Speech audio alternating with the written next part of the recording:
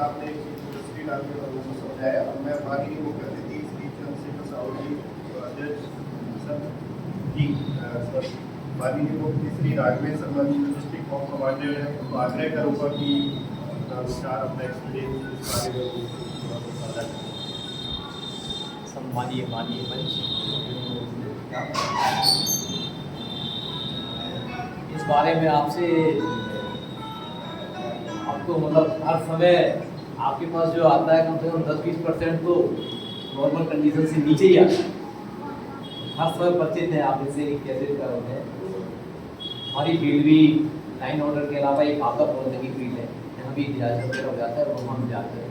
तो सबसे पहले हमारी प्रशिक्षण जो हमें दिया जाता है टीम को, तो यही दिया जाता है कि साइकोलॉजी रूप से उनको सबसे पहले उससे ट्रीट करना है, क्योंकि स्वाभाविक है जो व्यक्ति किसी हादसे का शिकार हो जाता है तो नॉर्मल तो नहीं रहता, उसके बाद पता नहीं कितनी चीज़ें उसके साथ बिछुड़ सकती हैं या किस स्थिति में हो।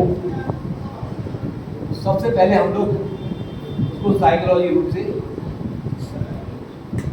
व्यवहार करके उससे जानकारी लेके फिर अपना रेस्क्यू कार्य करते हैं। इसमें देवास में हम लोग बहुत सफल हुए थे। एक बोरवेल में बच्चा गिर गया था, तो हमारी टीम ने सबसे पहले कैमरा डालकर उस बच्ची को साइकोलॉजी रूप से उसे ऐसे प्रकार से फील किया जो उसकी सबसे अच्छी मतलब पारिवारिक रूप से उसकी क्लूज थी, उसको उससे बात करवाई कि आप नानी बस अभी हम निकालते हैं आपको, अब नानी के घर चलेंगे। जो उसके मतलब बच्चे थे वो जानते हैं, तो साइकोलॉजी से उसे ट्रीट किया, कम से कम उसको निकाला हम लोगों ने 20 घंटे में। हम लोग मतलब हमारी टीम ने 20 घंटे में निकाला। नहीं 20 घंटे लगातार हम उसे अपने कॉन्टेक्ट में रखते कि कहीं स्वाभाविक है अगर वो कहीं हो जाती तो निश्चित तौर पे घबराहट होती है। अंदर बोरवेल में छोटे से उसमें गिरना और फिर निकालना बहुत दिक्कत है। इसी प्रकार से जब कोई बड़ा हादसा हो जाता है और उसमें हम सफल भी हुए, वो बच्ची चिंता की नहीं गई, उसमें काफ़ी सराहना मिलती है हमारी टीम को। इसके अलावा बड़े बड़े जब हादसे हो जाते हैं और बड़े बड़े हादसे में जैसे भूकंप भी आया था, तो भूकंप में कोई मकान गिर जाए और उसमें कैजुअलिटी ज़्यादा हो जाए, कोई बच जाए एक और उसके परिजन चले जाए, तो आप समझ सकते हैं उस समय फिर कैसी स्थिति हो। सब भूल जाते हैं, कभी तो कोमा पहुंच जाते हैं, बोल भी नहीं पाते कुछ। तब उसको बड़े संयत रूप से संयत व्यवहार करके उसको पूरा निकालते हैं और साधना देते हैं अच्छी तरीके से भी क्या है नॉर्मल कंडीशन में लाने की पूरी कोशिश करते हैं और आगे बढ़ते हैं। ये हमारा रेस्क्यू में जो भी जाते हैं तो हमारा पहला कदम रहता है हमारी पूरी टीम। और शायद आपका भी यही रहता है, जो आपके आए सबसे पहले आप व्यवहार करें उससे अच्छा प्रकार तभी वो आपको बता पाएगा, तभी आप उसको सही फील करवाएंगे। अन्यथा आपको पहले से ही आया है और हम अगर उस पर गौर करते हैं तो निश्चित तौर पर हमारे ऊपर हावी होगा, आपको होगा। तो ये सबसे पहला मैं समझता हूँ मानसिक रूप से जो व्यवहार है हमारा, किसी भी फील्ड में चले जाए तो अपने को सही व्यवहार कर उसको किसी भी तरीके से अपने फील्ड में लेके फिर आगे बढ़ना चाहिए अपने व्यवहार। तो बस यही बोलना चाहूँगा। हमारे माननीय बहुत अच्छे तरीके से इसको समझाया है कि कोई भी चीज़ कभी जीवन में इस तरीके से आती है तो साइकोलॉजिकल रूप से उसमें एक धैर्यता और एक निरंतरता अगर जीवन में अगर होती है और कोई जो दुविधा से जीत जाए, जैसे अपने आप का मानसिक रोग आते हैं तो उनका बार बार फॉलो करते हैं। भारत सरकार द्वारा भी अभी गांव जा करके आशाओं को ट्रेनिंग दी गई है कि जिनका इलाज चल रहा है उनको पर्टिकुलर घर पे जा के उनका देखें कैसा चल रहा है, दवाई खा रहे हैं कि नहीं, तो घर का बात सारा कैसा है, उनके संग भेदभाव तो नहीं कर रहे हैं उसको लेकर के, बीमारी को लेकर के। तो सर ने बहुत अच्छे इसको दिया कि कोई भी चीज़ जब परेशानी में चल रही है, जैसे बोरवेल वाला बच्चे की था, तो कोई भी जब वो उस परिस्थिति में गिरा हुआ आप एकदम से डिस्कनेक्ट कर दोगे तो वो आधा तरीके से तो उसकी मौत वही संभव है कि जब उसको लगने लगता है कि अब तो मेरा मरना ही निश्चित है। जैसे हमारे यहाँ इमरजेंसी में सांप काट के इंसान आते हैं तो जहाँ तो सबको ही पता है कि 90% तो सांप काटने के डर की वजह से उसकी मौत कार्डियक फेलियर की वजह से होती है। तो एक उसको अगर समझाए इसके रूप में उसको समझाए अगर करें कि कौन सी चीज़ गंभीर है क्या नहीं है आप ठीक हो, तो उससे ही देखा जाए तो काफ़ी देर तक उसकी मौत को टाला जा सकता है, गंभीरता को टाला जा सकता है। तो मैं धन्यवाद देता हूँ कि सर ने चीज़ को बहुत अच्छे तरीके से अपने किए। मैं माननीय अपने अध्यक्ष जिला बाग एसोसिएशन माननीय श्री चंद्रशेखर साहू सर से आग्रह करूँगा कि इस बारे में अपने कुछ अपने रिव्यू को थोड़ा साझा करें अपने एक्सपीरियंस को इस बारे में।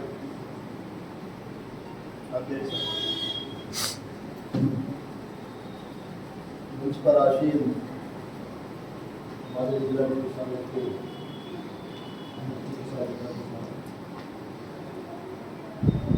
कमांडेंट साहब, हमारे न्यायालय के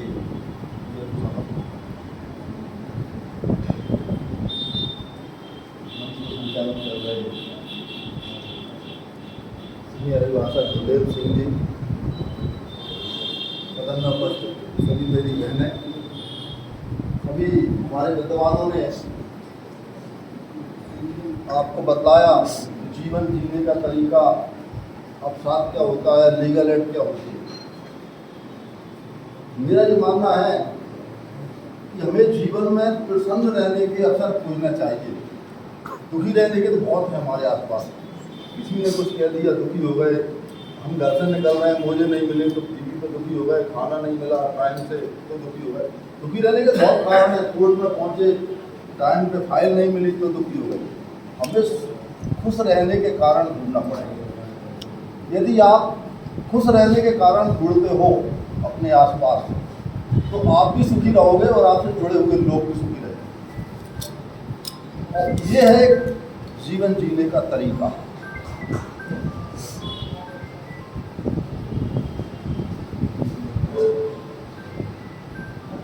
ये है एक जीवन जीने का तरीका। यदि हमारे जीवन जीने का तरीका छोटी छोटी चीज़ों पर यदि हम ध्यान देते हैं तो बड़ी बड़ी समस्याएं का समाधान हो जाता है। तो छोटी छोटी समस्याएं जीवन में प्रवेश करती हैं। एक बीज बहुत छोटा होता है, आज हम एक तुलसी का बीज डालते हैं तो पेड़ बन जाता है बीज तो छोटा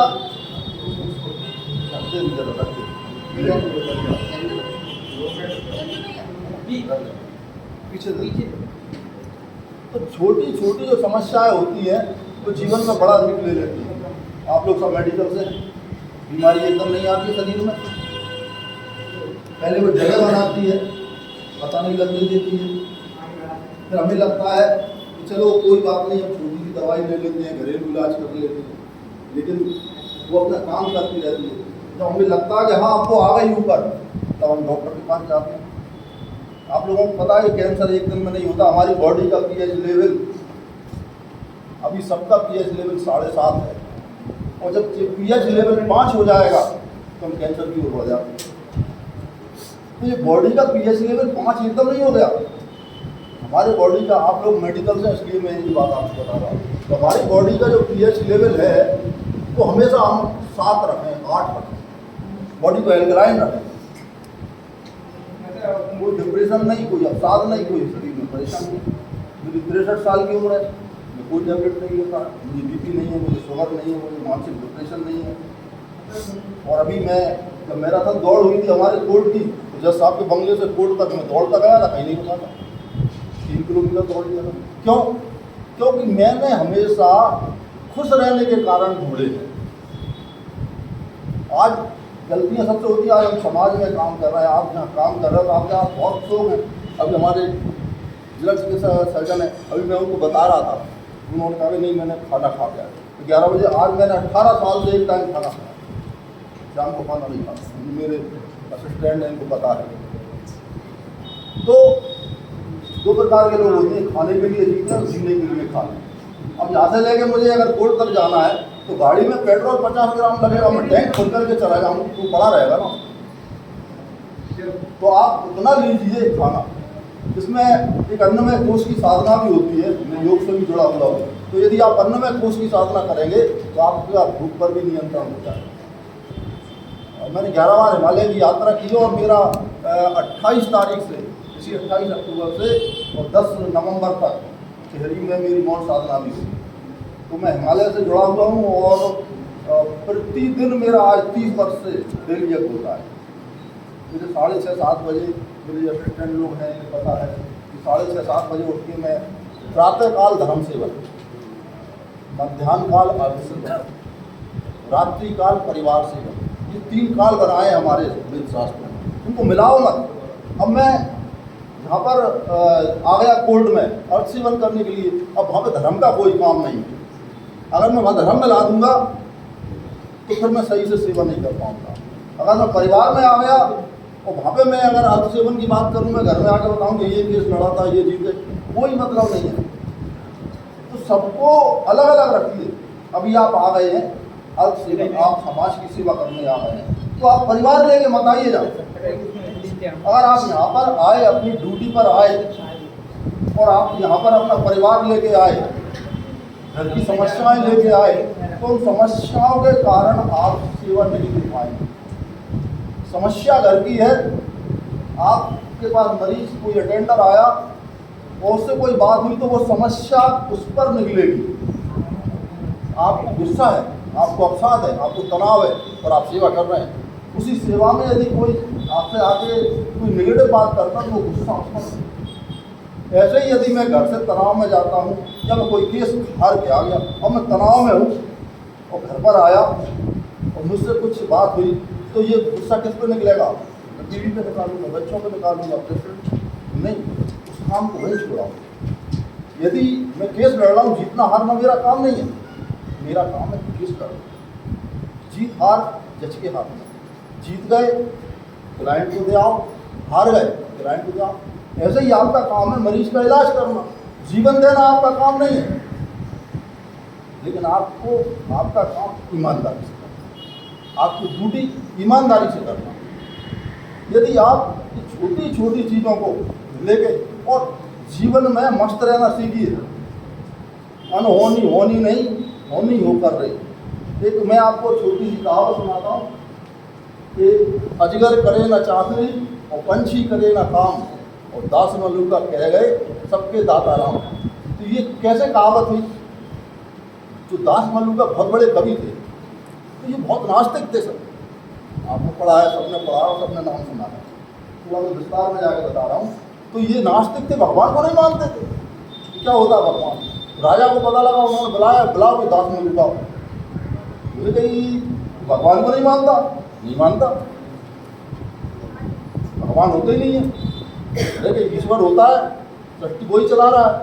अच्छा भाई राजा साहब, आप देखो कि ये मेरे पास खाना रखा है, ये खाना मैं नहीं खाऊंगा, आपका भगवान मुझे खाना खिला के बता दें। राजा ने कहा कि भाई अगर तेरे भाग्य में ये खाना है तो तू खाएगा। ठीक है कि राजा साहब मैं 3 दिन खाना नहीं खाऊंगा, 3 दिन भूखा रहूँगा, मुझे आपका भगवान खाना खा के बता दें। ठीक है, राजा ने कहा 3 दिन बाद आना, तो खाना मत खाना। वो घर चला गया, मैं घर पे जाऊँगा तो बीवी बच्चे सब कहेंगे भूखे ज़बरदस्ती खिला देंगे तो मैं हार जाऊँगा राजा के सामने। तो वो गया और एक जंगल में एक पेड़ पर जाकर दुख गया और उसने कहा 3 दिन बाद जाऊँगा, राजा 5 दिन में खाना नहीं खाया। अगर तेरा भगवान होता तो मुझे खिला देता।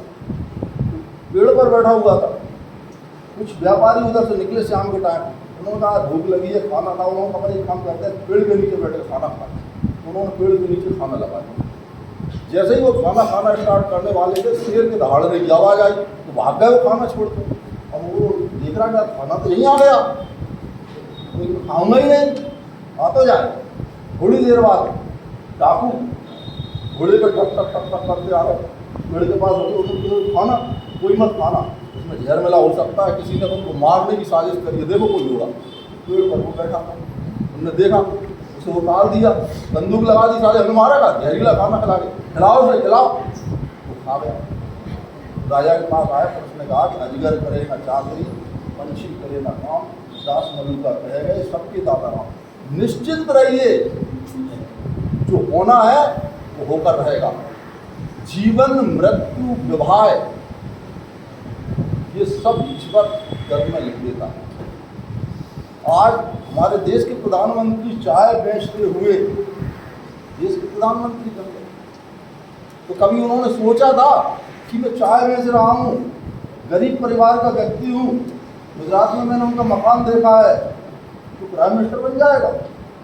घर से वो निष्कासित हो गए थे, झोला लेकर चले गए थे, संघ में हिमालय पर तपस्या करते रहे, तो देश का प्राइम मिनिस्टर और विश्व का ताकतवर व्यक्ति बन जाएगा। सब लिखा है, बस ये है हमें पता नहीं है, आप इंतजार तो करिए।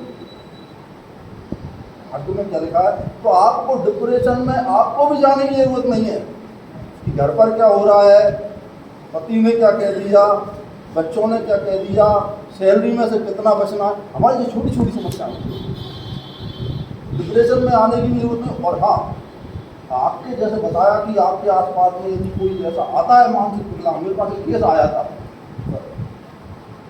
जुडिशल रोड की प्रॉपर्टी थी 3 भाइयों की, एक भाई मानसिक विकलांग। तो उन तीनों 2 भाइयों ने क्या किया, इस प्रॉपर्टी थी कि इसे अपन तीनों बेच देते हैं। मैं नाम नहीं लूँगा, उसमें क्लिनिक चलता है डॉक्टर साहब, तो बाद में ले लीजिए। तो दोनों भाइयों ने क्या किया, जो विकलांग था उसके नाम पे एक पावर अटॉर्नी बना ली। आप लोगों जानते हो कि मैं मेरी प्रॉपर्टी बेच देता था, इनको देता हूँ। तो दोनों भाइयों के नाम से पावर अटॉर्नी बना के आ गए। बोले कि हमें साहब ये रजिस्ट्री कराना है। तो तीसरा भाई कहाँ है, कि वो तो बाहर रहता है, और हम दोनों रजिस्ट्री करा देते हैं। तो लाखों करोड़ों रुपए की प्रॉपर्टी। तो मुझे कुछ डाउट हुआ, आप मेरी बात कराओ। तो वो मेरे पास से पावर अटॉर्नी लेके चले गए, तो माफ करा रहे। मुझे बाद में पता लगा कि उन्होंने कोई दूसरा वकील करके और उस प्रॉपर्टी की रजिस्ट्री करा दी। उस प्रॉपर्टी की रजिस्ट्री करा दी, और जो उसका भाई सिरोंज में विकलांग था, मानसिक विकलांग था। तो इस तरह से आपके आसपास से कोई केस आता है तो मानसिक विकलांग की प्रॉपर्टी को सुरक्षित रखने का कानून में प्रोविजन है, और उसके गार्जियन सपोर्ट खुद बन जाता है। जब तक वो मानसिक विकलांग यदि कोई व्यक्ति है तो उसकी प्रॉपर्टी की सुरक्षा के लिए कोर्ट खुद कहता है कि इसको इस तरह से यूटिलाइज करिएगा। इस तरह से मेरा आप लोगों से विनम्र अनुरोध है कि आप समाज सेवा कर रहे हैं, चिकित्सा के, हम समाज सेवा कर रहे हैं विधि के क्षेत्र में, तो हम सब मिलकर और अपने उद्देश्यों को पूरा करते हुए हमने जो लक्ष्य दिया है, आज सरकार आपके लिए तनख्वाह देती है, तो आपको जो सैलरी मिल रही है और जो आपको दायित्व दी आपको निभाई, कोई मानसिक कष्ट नहीं। जो आपकी सैलरी है उसमें आप पूरी योजना बनाइए। तो आज आपके पास में जो सैलरी है उसमें ही आपने जीने की योजना बना ली, तो मैं समझता हूँ कोई कारण ही नहीं है हमें टेंशन में आने का, सामने आने का। जैसा कि हमारे वेलफेयर जी ने बताया था कि मानसिक टेंशन इतना बढ़ जाता है कि वो नेगेटिव कदम उठाने लगते हैं। तो मैं आपको मेरे जो 38 साल का वकालत का अनुभव है, मेरी जो 38वीं बरस चल रही है सर, आपके रिकॉर्ड में देखना जितने भी सुसाइड के केस होते हैं लेडीजों के, नवंबर, दिसंबर, जनवरी 4 महीने, तो उसका मैंने एनालिसिस भी किया था कि लेडीजों के जो सुसाइड के केस दिसंबर जनवरी में ज़्यादा क्यों होते हैं। तो मेरे पास ऐसे जितने भी केस आए और उसमें मोस्टली दिसंबर और जनवरी में सुसाइड के केस, तो ठंडों का अवसर होता है। तो यहाँ तक मेरा मानना है कि दिमाग में कोई केमिकल्स बनता है, तो जो दिमाग में केमिकल्स बनता है वो हमें डिप्रेशन की ओर, और डिप्रेशन से हमारे लिए सोसाइटी की ओर ले जाता है। तो ऐसे टाइम में जब हमें कोई डिप्रेशन आ रहा है तो डिप्रेशन का इलाज है मेडिटेशन। डिप्रेशन का इलाज दवा नहीं है, डिप्रेशन का इलाज है मेडिटेशन। आप मेडिटेशन करिए। अब आजकल तो ये यूट्यूब पर और बहुत सारे मेडिटेशन आ रहे हैं, आप लगा दीजिए, बोल दीजिए गूगल पर मेडिटेशन। और मेरा तो ये मानना है व्यक्ति को सुबह मेडिटेशन करना चाहिए, 10-15 मिनट का आप मेडिटेशन लगा दीजिए। और मैं समझता हूँ कि यहाँ पे सबसे ज़्यादा, मैं आपको जानता नहीं हूँ, मिला नहीं हूँ, सबसे ज़्यादा आप जीवंत हैं। Thank you sir, thank you. तो आप इन सब के अवसाद दूर करिए और आपको गेट टुगेदर करिए, महीने में एक बार बैठिए, सब लोग बैठ के आप पिकनिक करिए और हंसिए। कल हम कितनी देर हंसे, 1 घंटे। मैं इन सब वकीलों को लेकर हमारे बीच बाहर के कभी आप सब लोगों को मैं आमंत्रित करता हूँ। मध्य प्रदेश का सबसे सुंदर न्यायालय हमने अशोकनगर में बनाया, पक्षकार वाटिका बनाई, शिव वाटिका बनाई, न्याय वाटिका बनाई, संविधान वाटिका बनाई, चीफ जस्टिस साहब आए थे, गांधी वाटिका बनाई, बड़े बड़े बगीचे बनाए। तो वहाँ पे तो जाके मन प्रसन्न हो जाता है, हंसिए वहाँ बैठ कर। और हंसने के तो 50 कारण हैं, आप उनकी तरह हैं। तो इस तरह से मुझे आपने बुलाया, यहाँ पर बुलाकर मेरा जो सम्मान किया उसके लिए मैं आपका आभारी हूँ। धन्यवाद करता हूँ। और यदि आपको किसी भी प्रकार की पारिवारिक भी कोई लीगल प्रॉब्लम हो तो मैं आपके लिए सदैव तत्पर हूँ, चाहे वो सर्व संबंधी मैटर हो, चाहे प्रॉपर्टी संबंधी मैटर हो, चाहे बिजनेस संबंधी मैटर हो। जैसे हमारे दिलीप भाई बैठे हुए हैं, मेरे परिवार के सदस्य हैं और मेरे स्वास्थ्य का पूरा ध्यान रखते हैं। 6 महीने हो गए, चलो गुरु रिपोर्ट करा लो, खुद ही ब्लड ले लेंगे, मेरी रिपोर्ट बना के दे देंगे। कितने साल से कर रहे हो दिलीप भाई मेरी रिपोर्ट? कभी कोई कमी मिली तो मुझसे ये कहते हैं कि गुरु आपकी रिपोर्ट तो ऐसी आती है जैसे 25-26 साल के लोग, इसको नहीं रखना। हमारे शरीर के अंदर मैं क्या करता हूँ, जब मेडिटेशन में बैठता हूँ तो सबसे पहले सर मैं अपने मेडिटेशन में पूछता हूँ मेरे हार्ट से कि तू बता कैसा है। भाई हमारे अंदर की चीज़ हम डॉक्टर से पूछने जा रहे हैं, तुम बताओ रहा हमारा हार्ट कैसा है। तो मैं मेडिटेशन में बैठ के पूछता हूँ कि मेरा हार्ट पता कैसा है, कितनी नलियाँ चालू हैं, तुझे इलाज की जरूरत तो नहीं, आवाज़ आती है नहीं, मैं स्वस्थ हूँ। पूछता हूँ छोटी आँख कैसी है, कहती मैं स्वस्थ हूँ। बड़ी आँख कैसी है, स्वस्थ हूँ। मेरी दोनों किडनी कैसी हैं, मैं स्वस्थ हूँ। स्टमक कैसा है, मैं स्वस्थ हूँ। जब मैं पूछता हूँ मेडिटेशन में तो मुझे अंदर से आवाज़ आती है कि मैं स्वस्थ हूँ। तो मेरा हेमोग्लोबिन भी कभी कम नहीं हुआ, मुझे बरसों हो गए इंजेक्शन भी। तो जी क्या ना है, परेशान होने की कोई जरूरत नहीं, वो सब आप भी कर सकते हो। जीवन जिए, उत्साह से जिए, प्रेम से जिए, उमंग से जिए और आने वाली दीपावली की हार्दिक आप लोगों को पूर्ण शुभकामनाएं। Thank you sir. आज माननीय सर ने बहुत ही अच्छे तरीके से इसको अपने जीवन का और बहुत ही एक अच्छा एक रूप देके उसको समझाया कि, और ये सर ने सही भी बोला कि अब एज ए डॉक्टर है तो डिप्रेशन का जो चीज़ देखा गया है तो वो मेडिटेशन ही है एक तरीके से।